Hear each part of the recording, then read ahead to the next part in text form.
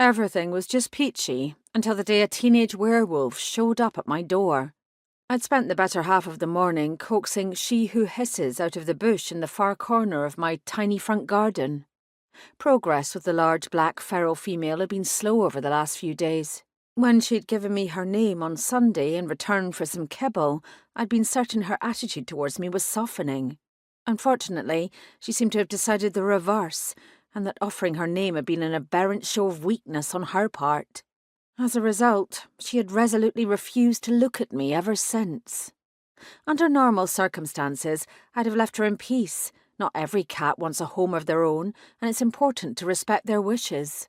However, She Who Hisses was sporting a nasty, pus-filled abscess on her hindquarters, and I knew that if she didn't receive proper medical attention soon, it would be the death of her, especially with winter approaching.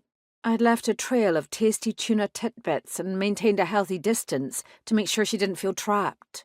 I'd been holding my position for almost 30 minutes, and she'd quested forward on 3 separate occasions, her whiskers quivering and her nose twitching.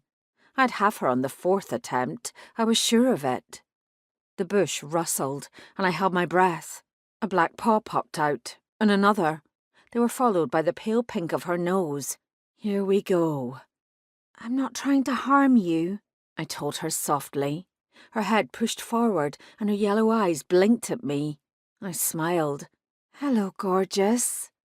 A shadow fell between us. She Who Hisses growled once and threw herself out of the bush, darting to the side to scale the wall and leap away before I could grab her. She moved so fast I had no time to react. God damn it! I let out a hiss of my own and, standing up, threw a withering glare at the intruder. "Get off my land, you tool!" The teenager blinked at me with slow, uncomprehending confusion. "Huh?" I waved a frustrated hand in the direction of She Who Hisses, even though the cat was no longer visible and likely wouldn't return for hours, if ever. "You scared her off," I ground out. "I was trying to catch her." He blinked again. "For food. There's not much meat on a cat." I stared at him in disbelief. He coloured.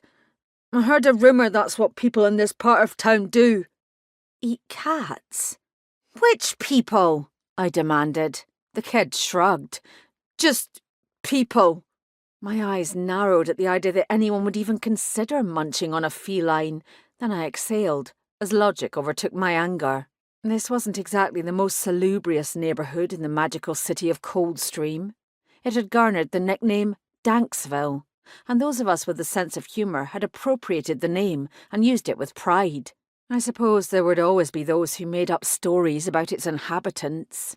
From the kid's expression, he knew nothing beyond that one ridiculous whisper.